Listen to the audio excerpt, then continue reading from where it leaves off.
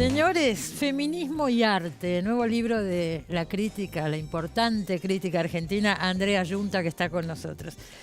Andrea, vos decís en el libro que empezaste a estudiar el tema del feminismo relacionado con el arte cuando descubriste el bajísimo porcentaje de mujeres artistas que exponen, que circulan, cuyas obras podemos ver. Decís en un momento que esto no es de acá, sino que es mundial, y que hay un cálculo que es menos del 10%, lo que se muestra la obra de mujeres y de hombres, ¿no? Sí, efectivamente no es un problema de la Argentina, es un problema internacional y hay investigadoras que han hecho relevamientos de presencia de artistas mujeres en los museos más importantes del mundo, el Guggenheim, el Museo de Arte Moderno de Nueva York, el Reina Sofía, y eventos como la Bienal de Venecia, como la Documenta de Kassel. Obviamente los porcentajes varían. Si vos trabajas el siglo XX, por supuesto si trabajas el siglo XIX, donde Claro, casi no existen o prácticamente no algo se figuran. mejoró, decís. Claro, pero sin embargo, cuando comencé a trabajar sistemáticamente sobre América Latina, que fue a partir del 2010, cuando comencé con una exhibición que co-curamos con Cecilia Fajardo Gil. En Los Ángeles, ¿no? Se instaló inicialmente en Los Ángeles, en el Hammer Museum, que es el Museo de la Universidad de California en Los Ángeles, y después en el Brooklyn Museum, que es donde está en este momento, en Nueva York. Y en agosto inaugura en la Pinacoteca de Sao Paulo. Ah, mirá qué bien, va circulando esa muestra. Sí. Y ahí vos te diste cuenta, es una muestra de mujeres esa, de mujeres Sí, latinoamericanas. sí, sí. Me invita Cecilia a partir de mis trabajos sobre artistas mujeres, sobre temas de género, y ahí me di cuenta que del lado, digamos, por el lado de la teoría, yo de alguna forma había resuelto un problema que en la realidad no estaba resuelto. ¿Cuál era el problema? Y bueno, por la teoría uno sabe que hoy no puede establecer esta diferencia artificial, si se quiere, administrativa entre artistas mujeres y artistas varones. Sabemos que el género es una construcción cultural. Hablamos de cuerpos feminizados y no necesariamente de mujeres. Es decir, hoy tenemos una cantidad de conceptos, categorías, filosofías, teorías políticas que nos permiten abarcar estas problemáticas con mucha mayor sofisticación, complejidad y más cerca de la revolución política de los cuerpos en la cual estamos inmersos. Sin embargo, cuando empecé a planificar esta exposición, por un lado, tuve que confrontar muchísima oposición. Es decir, son muchas las frases, pero una de ellas era, no, las mujeres ya han sido reconocidas. Claro, Entonces, basta de muestras de mujeres, te decían, ya exacto, está, claro. Eso es un gueto, bueno, una cantidad de cuestiones. En realidad no hubiese tenido problemas si hubiera puesto a las 124 artistas mujeres y le hubiera agregado un varón. Pero entonces yo decía, bueno, en realidad, ¿por qué? ¿Por qué es un problema de una manera y no es un problema de otro? Y ahí, frente a este lugar común de que las mujeres ya han sido reconocidas, es que empecé a hacer estadísticas. Y esas estadísticas muestran, por ejemplo, que en el Salón Nacional, los grandes premios acá, de honor... en la Argentina, el Salón sí, Nacional. En la Argentina. Los grandes premios de honor lo han ganado, por ejemplo, en el rubro de pintura, solo 5 mujeres. Y así vamos por cada categoría y vemos qué escasa que es la representación. O, sin ir más lejos, hoy, si nosotros vamos al Museo Nacional de Bellas Artes a ver la colección permanente, nos vamos a encontrar con que sobre 250 obras hay 25 artistas mujeres. El 10%. Entonces es un problema que persiste y por el cual, el libro trata de abordarlo con diversos instrumentos, ¿no? Bueno, hablabas recién del Museo Nacional de Bellas Artes. Andrés Duprat, el director, que estuvo acá hace poquito, fue uno de los que apoyó este movimiento y para el Día de la Mujer, creo que durante todo el mes, se hizo esa... ¿Cómo era que hacían? Iluminaban las obras de mujeres, lo demás quedaba en penumbra. Sí, lo que nos sucedió es que con la Asamblea Permanente de Trabajadoras del Arte que creamos el 7 de noviembre del año pasado, cuando vino el Día de la Mujer, nos pedían de distintas instituciones que fuéramos a hacer murales, porque algunas hacían murales. Y bueno, nuestra posición fue, no, el 8 de marzo nosotras paramos, no vamos a hacer nada. Sí. Entonces elaboramos protocolos. Y justamente Andrés Duprat, que fue uno de los primeros que firmó ese compromiso de 37 puntos, cuando lo fueron a ver un grupo de artistas, dijo, perfecto, y el protocolo era este, iluminar solo las obras de artistas mujeres. Sí. Y bueno, ellos agregaron además programación porque hicieron una exposición de artistas mujeres específicamente, repartieron el compromiso. Realmente la institución se involucró al 100% con el proyecto y lograron un efecto increíble porque salió en revistas internacionales y lo están repitiendo. Además lo piden en museos de Sao Paulo, creo, ¿no es cierto? Ahora nos lo están pidiendo en la Pinacoteca. Sí, la Pinacoteca de Sao Paulo. Pero y acá se replicó en otros museos también. Sí, en varias partes porque nosotros proponemos, tiene agrupaciones en distintas partes del país. Nosotras proponemos, que estuvieron acá el otro día algunos miembros del grupo, nosotras proponemos literatura y surgió después que ustedes, el primero que surgió es el de artistas plásticas, ¿no es cierto? Sí, bueno, y por suerte la verdad es que es un feminismo distinto, porque es un feminismo creo que situado en la época en la que estamos viviendo, un feminismo masivo, somos realmente distintas, pero luchamos por lo que nos une, no por lo que nos diferencia, y creo que hay ahí un aprendizaje de las experiencias del pasado, ¿no? De esa, digamos, ese parcelamiento generado a partir de luchas internas. Creo que tenemos hoy la madurez y la experiencia y también la radicalidad para decir, bueno, estas divisiones son divisiones que vienen de afuera, nosotros, nuestro eje es mantenernos Claro, además hay un punto en común, después cada una piensa lo que le parecen de otros temas, ¿no es cierto? Absolutamente. Son muchas las cosas que surgen a partir de este libro. Vos decís que el concepto... La idea feminista en los años 60, por ejemplo, tuvo mucha fuerza acá en la Argentina, 60, 70, y después se diluyó. Es así, ¿no es cierto? Sí, es realmente algo que es un proceso histórico que se vincula con el proceso histórico de la Argentina. Entre bien fines de los años 60, comienzos de los años 70, sí hay agrupaciones feministas. De hecho, de UFA forma parte, de la Unión Feminista Argentina, forma parte María Luisa Bember. Claro, que le dedicas un capítulo acá en el libro, sí. Exactamente, y ella hace los dos primeros films de militancia feminista, es decir, así como se hizo La Hora de los Hornos, María Luisa Bember hace dos films. Crónica de una señora, ese tipo. Claro, pero esos eran trabajos más ficcionales. Ella en estos dos films son dos perdón, films. Estoy diciendo mal. Crónica de una señora no es de María Luisa Bember. María Luisa Bember hace Camila, antes. Bueno. Claro, lo que pasa es que ella hace el libro.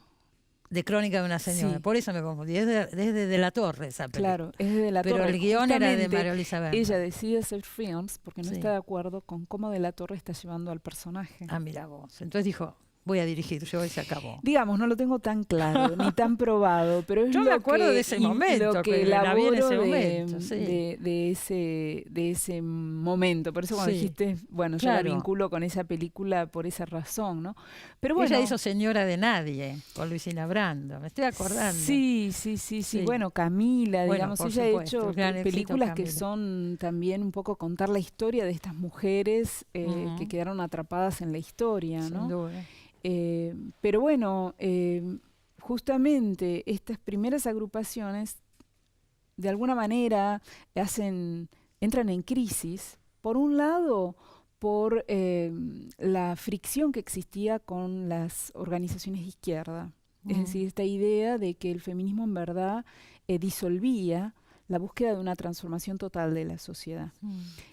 No, y realmente incluso se hablaba mucho de la doble militancia, es decir, las mujeres que militaban en una organización política y las que militaban en el feminismo. Y hay todo un trabajo, digamos, de erosión también.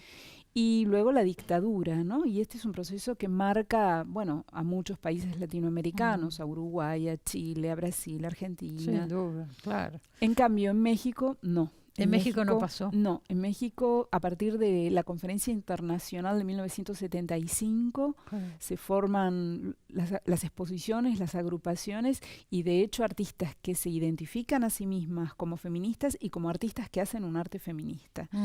Y ese es un proceso que se mantiene hasta el presente. De hecho, Mónica Mayer, que va a estar visitando el país próximamente, es una artista feminista desde el 75. Desde esa época, claro, y permaneció. Vos decís que si miramos para atrás, antes de los 60, obviamente, la mujer cómo aparecía en el arte, aparecía como musa inspiradora o como modelo de las obras, ¿no es cierto? Ese era el rol. Bueno, como dicen las guerrilla girls, si usted quiere ver mujeres desnudas, váyase al Prado, ¿no? Porque está lleno de ¿Quiénes son las guerrilla girls? Las guerrilla girls son unas feministas norteamericanas que emergen en el año 85, o sea, ya ha pasado ese primer momento del feminismo, y ellas tienen, bueno, mucho sentido del humor, básicamente porque aparecen públicamente con unas máscaras de gorilas. Entonces, son como anónimas, hay conferencias de ella y todo. Y entonces hacen pósters y señalamientos y trabajan con estadísticas, ¿no? Entonces pues ellas van museo por museo, son como una marca permanente y son muy graciosas también, ¿no? En sus tecnologías. Bueno, habrá que buscarlas. Ahora con internet podemos encontrar. Hay una reproducción de una obra de ellas. Acá en el libro. Sí, acá en el libro hay una reproducción. Lo que ustedes marcan constantemente, y está muy marcado en el libro, es que no buscan confrontar, sino que proponen, ¿no es cierto? Porque es cambiar una mirada, es incorporar, es otra manera de mirar. Por lo pronto tomar conciencia. Si es un 10%, cada 10 cuadros que vemos, solo uno tiene una mujer, está hecho por una mujer, ¿no? Bueno, no es tan fácil, ¿eh? No, claro, no es tan fácil tiempo. Porque, digo, cuando uno muestra las cifras, digo, uno lo que esperaría es que también los artistas institucionalmente clasificados como varones, porque digo, más allá de la opción sexual de cada uno, cuando nacemos nos clasifican de una manera o de otra y esas clasificaciones se reflejan en porcentajes después. Entonces digo que los artistas clasificados administrativamente como varones también tomen conciencia y que cuando van a una exposición colectiva digan: yo quiero estar en una exposición donde la representación sea igualitaria. Entonces creo que ahí es donde se disuelve esa idea de que es un reclamo de las mujeres supuestamente contra los varones. No es un reclamo de las mujeres supuestamente contra los varones. Es la búsqueda de dar luz, de hacer visibles producciones artísticas extraordinarias que, debido a que existe una censura sistémica en el mundo del arte, quedan literalmente en cajones o en valijas bajo la cama. Bueno, vos decís que esa censura además afecta a todos nosotros, al público, porque se nos niega el acceso a determinadas obras, ¿no es cierto? Exactamente, yo quiero borrar esa confrontación y quiero que todos tomen conciencia de que todos estamos perdiendo. Como así quiero borrar la idea de que las mujeres son feministas y los varones son machistas.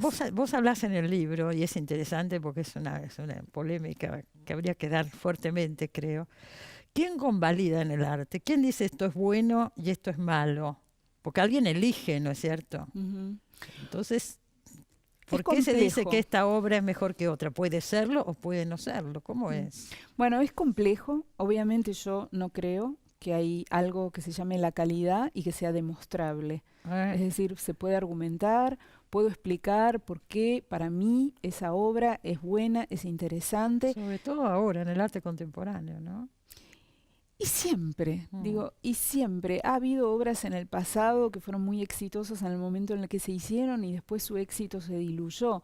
Yo no quiero de ninguna manera que se piense que, digamos, es una imprecisión absoluta, digamos, hay parámetros, pero estos parámetros no son inamovibles, no son definitivos y sobre todo creo que lo problemático es cuando se sostienen desde creencias y desde poderes. Es decir, yo ahí hago un poco siempre el chiste de que en el mundo del arte se habla mucho de que determinadas personas tienen un buen ojo.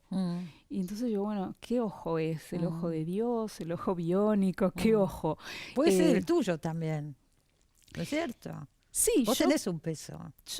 Obviamente yo tengo un peso. Difícilmente me vas a escuchar a mí decir, esta es una obra extraordinaria, muy difícil. Puede ser un exabrupto, pero mi frase siguiente va a ser, bueno, fundamentar por qué me parece que esa obra es interesante, argumentar, pero en definitiva creo que lo que es absolutamente legítimo es el gusto de cada uno por determinada obra, porque le llega, lo asocia con experiencias personales, con conocimientos propios y después conocer sobre la vida de ese artista, sobre la historia de esa obra, sobre un montón de cosas que hacen a lo que se llama el goce estético, que no es un contacto inmediato y definitivo. El goce es algo que se nutre del conocimiento, de la lectura, de la familiaridad con esas obras, de ¿no? ver obras, ¿no es cierto? Exactamente. ¿Qué es esto que dice acá en el libro que el mingitorio de Duchamp fue hecho por una mujer y no por Duchamp? ¿Es así? Bueno, eso sí que es una revelación. Hay muchas pistas. ¿Hay pistas? Sí, hay una carta de Duchamp donde él le escribe a su hermana y le dice que una mujer mandó un mingitorio a un certamen. Y ha habido investigaciones recientes sobre la famosa baronesa que se dice que es la que hizo el mingitorio. El problema, en definitiva, para mí no es si lo hizo o no lo hizo, que digamos es algo que está en discusión y sobre lo cual hay mucha investigación. La pregunta creo que sería, si el mingitorio lo hubiera hecho una mujer, ¿qué pasaba? ¿Se hubiese convertido en el gesto de una vanguardia radical que partió el arte contemporáneo? No, tengo mis dudas. Mirá lo que se le ocurre a esta. Nadie lo hubiera visto. Claro. Nadie se hubiese dado cuenta. Esa me parece que es la conclusión que uno tiene que extraer de estas paradojas, ¿no? Señores, Feminismo y Arte, el nuevo libro de Andrea Yunta. Y todo esto y muchísimo más en este libro, Arte Latinoamericano, concretamente. Gracias por haber venido, Andrea. Muchas gracias a vos. Ya nos vamos, nos vemos como siempre, acuérdese, el sábado que viene en Los Siete Locos por la televisión pública. Buena semana para todos. Chao.